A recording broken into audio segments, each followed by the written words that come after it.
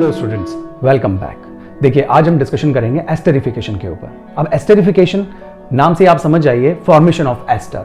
यहाँ पे एस्टर का फॉर्मेशन होगा, that's why the reaction is called esterification. तो एस्टरिफिकेशन में एस्टर तो बनेंगे, लेकिन कब? अल्कोहल और फिनॉल्स की रिएक्शन जब हो, किसके साथ? एसिड्स या इसके डेरिवेटिव्स के साथ। तो जब भी अल्कोहल और फिनॉल्स कार्बोक्सिलिक एसिड या इसके डेरिवेटिव्स के साथ जब रिएक्शन करते हैं तो मेजर प्रोडक्ट या मेन प्रोडक्ट एस्टर ही होता है, and the reaction is called esterification reaction. अब अल्कोहल एंड फिनॉल्स तो आप अच्छे से जानते हैं।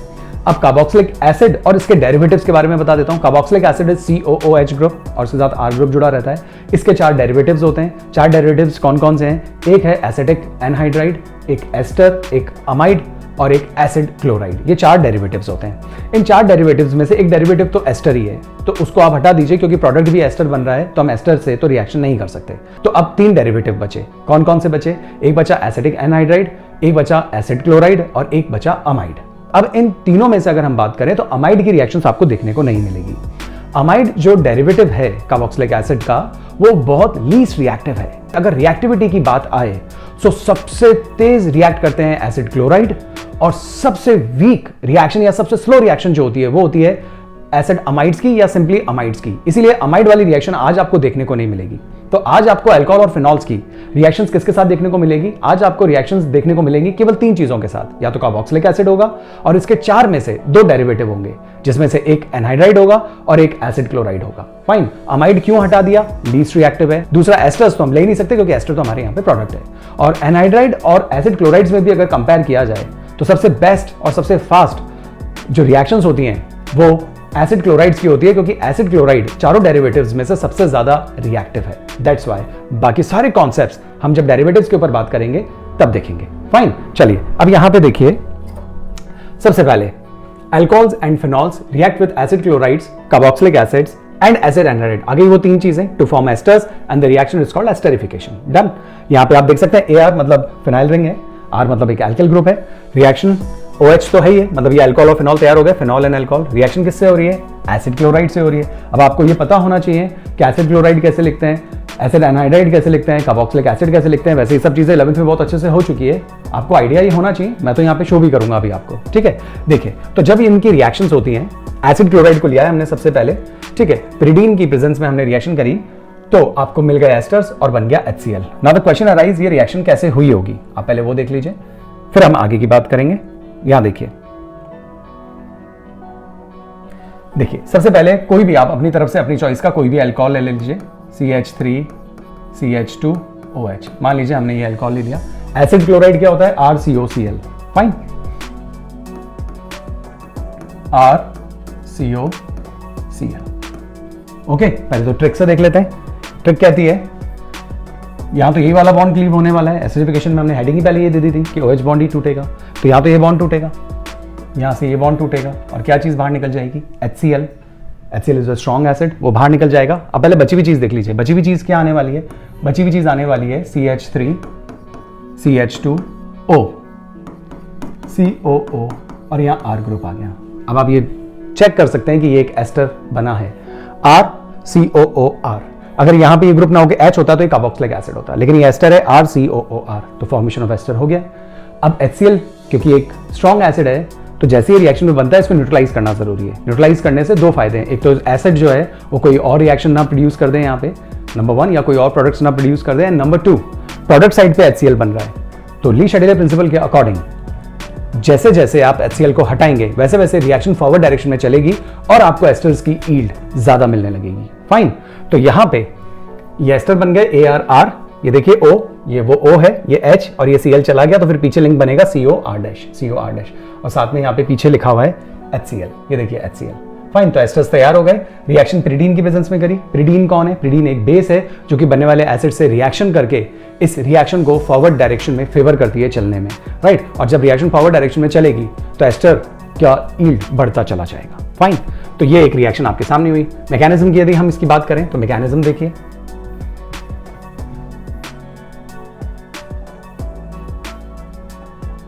यहां देखिए,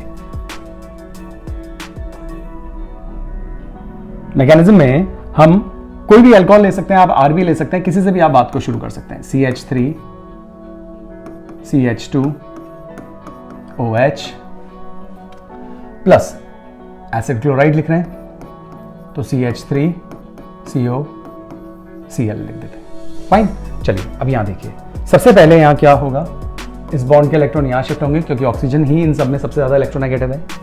ये डेफिशिएंट हो जाएगा और इसकी डेफिशिएंसी को ये ऑक्सीजन वाया इट्स लोन पे बॉन्ड बनाकर पूरी करने की कोशिश करेगा। रिजल्ट क्या आने वाला है, रिजल्ट देख लेते हैं।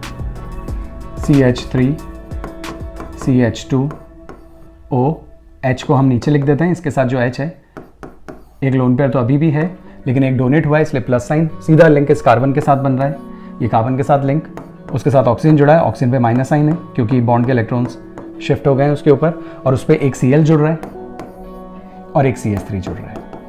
फाइन, अब ये जो स्पीशीज है इसमें काफी चार्ज प्रेजेंट है, तो अब जब स्पीशीज न्यूट्रल फॉर्म में आएगी तो इसमें से जो चीज इजीली एस्केप हो सकती है या जो लिविंग ग्रुप्स हैं वो इजीली हट जाएंगे। अब ऑक्सीजन के ऊपर पॉजिटिव चार्ज है, ऑक्सीजन कभी भी अपने ऊपर पॉजिटिव चार्ज अक्वायर करना नहीं चाहेगा, या तो नेगेटिव या फिर न्यूट्रल। न्यूट्रल होने के लिए इस बॉन्ड के इलेक्ट्रॉन्स को ये यहाँ खींचेगा, जैसे बॉन्ड के इलेक्ट्रॉन्स यहाँ खींचेगा तो प्लस है, इलेक्ट्रॉन्स आ रहे हैं माइनस, प्लस माइनस न्यूट्रल हो जाएगा। फाइन, तो यहाँ से तो H प्लस गया। अब यहाँ से क्या हो सकता है, ये छोटे साइज का है, ये बड़े साइज का है, ये बॉन्ड ज्यादा वीकर है तो ये बॉन्ड टूटेगा, ये बाहर अगर चला जाए तो Cl माइनस बाहर गया। अब जब Cl माइनस बाहर गया तो यहाँ पे कौन सा साइन आ जाएगा, पॉजिटिव, प्लस और माइनस मिलकर क्या बना लेंगे, बॉन्ड, और ये तो वैसे ही न्यूट्रल हो गया। तो प्रोडक्ट शो करता हूँ, CH3 CH2 O, क्योंकि H तो चला गया बाहर तो न्यूट्रल हो रह गया, C, दोनों के बीच में डबल बॉन्ड बन गया, डबल बॉन्ड O, और यहाँ पे कौन आ गया, CH3। ये लीजिए आपके एस्टर तैयार हो गए और HCl बाहर निकल गया और इस HCl को न्यूट्रलाइज कर रहा है pyridine। आई होप आपको बात समझ में आ गई होगी, बिल्कुल इजी थी। That is esterification reaction. इस रिएक्शन को हम असाइलेशन भी कह सकते हैं। क्यों कह सकते हैं असाइलेशन, क्योंकि अल्कोहल और फिनॉल पे असाइल ग्रुप ही तो आके जुड़ रहा है। What is acyl group, acyl group is RCO group. अगर ये कहा जाता है RCO ग्रुप तो ये असाइल है, अगर R की जगह CH3 हो तो ये असाइल कैटेगरी में ही, इसे आप एसीटाइल भी बोल सकते हैं, और अगर CH3 की जगह बेंजीन रिंग हो और CO तो इसे फिर हम बेंजोइलेशन बोल सकते हैं क्योंकि बेंजोइल ग्रुप है। तो ये असाइल ग्रुप है तो इसका अल्कोहल और फिनॉल पे जुड़ना असाइलेशन कहलाएगा। ये एसिटाइल ग्रुप है, इसका इन पर जुड़ना असिटाइलेशन हो जाएगा, और ये बेंजोइल ग्रुप है और इसका अल्कोहल और फिनॉल्स पे जाकर जुड़ना कहलाएगा बेंजोइलेशन रिएक्शन। वो सामने लिखा हुआ है, आपको नजर आ जाएगी बात, ठीक है। यहां देखिए, तो ये चीज आपको समझ में आ गई होगी। यहां पे लिखा हुआ भी carried out in the presence of pyridine, क्यों, वो सब मैंने बता दिया है। मैकेनिज्म जो अभी मैंने आपको समझाया वो का वही यहां पे लिखा हुआ है। फाइन, चलिए नेक्स्ट रिएक्शन देखेंगे। अब हम आते हैं next reaction, reaction with carboxylic acid. Carboxylic acid के साथ रिएक्शन सेम है, वही एस्टर बनेंगे, बस जो बाय प्रोडक्ट है वो बदल जाएगा और उसके हिसाब से थोड़े से कॉन्सेप्ट्स बदलेंगे। देखिएगा, सबसे पहले मैं आपसे कहता हूं, मान लीजिए हमें तो बस ये कह दिया जाए कार्बोक्सिलिक एसिड से रिएक्शन करनी है, तो हम अपनी तरफ से सोचते हैं जरा क्या हो सकता है।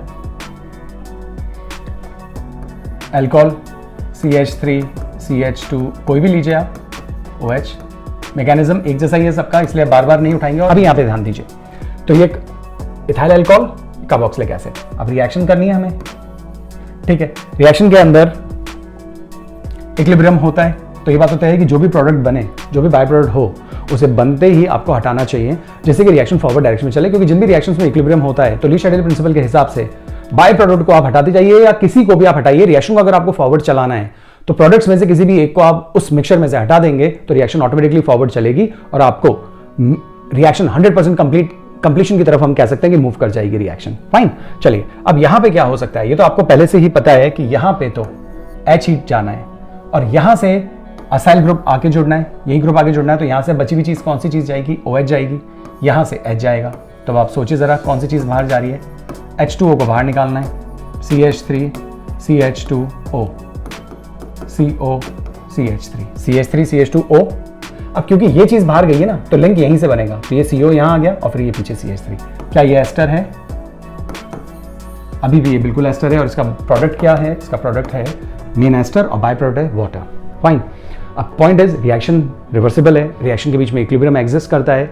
अब क्या किया जाए, पहली चीज तो रिएक्शन को जल्दी इक्विलिब्रियम अटेन कराने के लिए हम कैटलिस्ट यूज करते हैं, ये बात आपको अच्छे से पता है। तो इसमें एक तो कैटलिस्ट यूज किया जाएगा, कैटलिस्ट एसिडिक नेचर का हो सकता है, कॉन्सेंट्रेट H2SO4 की कुछ ड्रॉप्स यूज करी जा सकती है, H3PO4 की भी कुछ ड्रॉप्स यूज की जा सकती है, they are use as a catalyst, number 1। Number 2, जो वाटर बन रहा है, बनते ही उस रिएक्शन को आप हटाते जाइए। तो जब ये रिएक्शन हम करवाते हैं तो सिस्टम ही ऐसा एडजस्ट करते हैं कि वाटर वहां बनता है, टेम्परेचर हाई होता है, वाटर की वेपर्स बनती है, वेपर बन के वो इवोपरेट होती रहती है और कंडेंस होकर दूसरी साइड पे जाती रहती है और सिस्टम से हम वाटर को हटाते रहते हैं।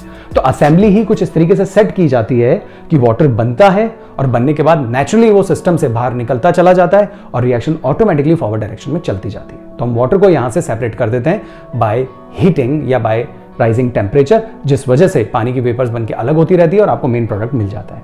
ओके, अब इस चीज को यहां पे देख लीजिए आप, जो बात मैंने बोली वो यहां पे लिखी हुई है। अब हम आते हैं नेक्स्ट एनहाइड्राइड पे। अब एनहाइड्राइड देखिए आप, ये सामने एनहाइड्राइड नजर आ गया।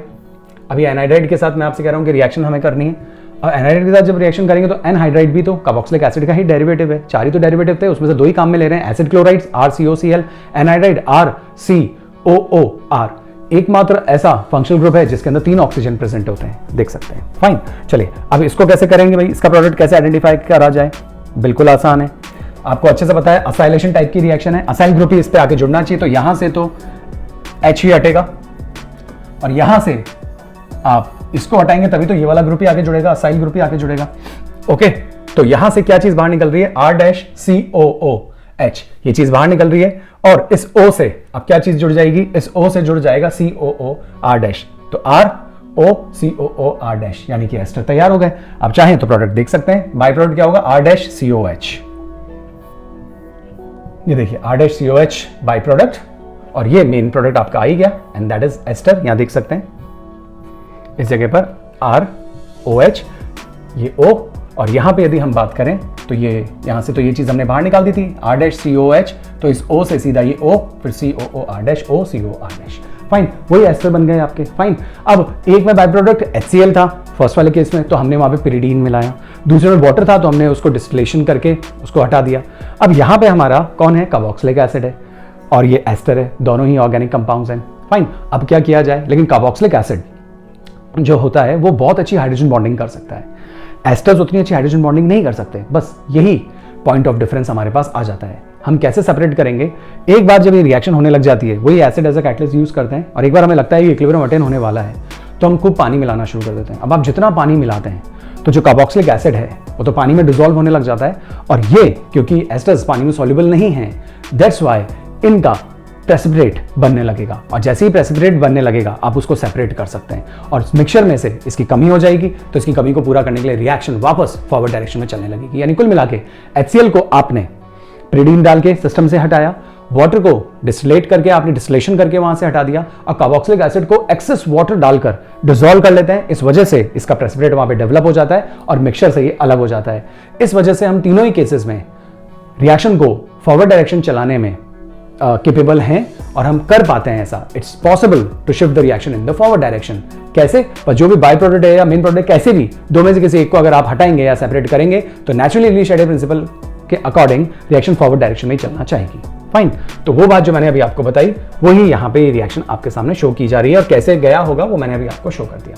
फाइन, जो पॉइंट ये जो है ये काफी इंपॉर्टेंट है जो मैंने लिखा है, order of reactivity of derivatives of carboxylic acids. Carboxylic acid के 4 डेरिवेटिव्स, उसमें से एसिड क्लोराइड सबसे तेज, सबसे ज्यादा एक्टिव है, उसके बाद एसिड एनाइड्राइड है, उसके बाद एस्टर्स हैं और सबसे कम अमाइड्स हैं। ध्यान रखिए अमाइड्स की रिएक्टिविटी बहुत कम होती है, उसके रीजंस आगे मैं बता दूंगा, इसलिए हमने यहाँ पे उसको इन्वॉल्व नहीं किया। एस्टर्स को इसलिए नहीं किया क्योंकि तो प्रोडक्ट थे और बाकी दो से रिलेटेड तो हमने बात कर ही ली है। फाइन, चलिए नेक्स्ट चलते हैं। जो बात मैंने स्टार्टिंग में आपको बोली थी वो बात यहाँ पे लिखी हुई है। आप इन रिएक्शंस को असाइलेशन भी कह सकते हैं यदि RCO ग्रुप आकर जुड़ रहा हो, एसिटाइलेशन भी कह सकते हैं यदि CH3CO ग्रुप आकर जुड़ रहा हो। किस पर? अल्कोहल और फिनॉल पर। कब? जब उनसे एक H हट रहा हो। और इस रिएक्शन को आप बेंजोइलेशन रिएक्शन भी कह सकते हैं जब बेंजीन रिंग CO ग्रुप आकर जुड़ रहा हो। फाइन, आज के लिए इतना ही है, नेक्स्ट वीडियो में फिर मिलेंगे। तब तक खुश रहिए, अपना ध्यान रखिए, अपनों का भी ध्यान रखिए। जय हिंद, जय भारत।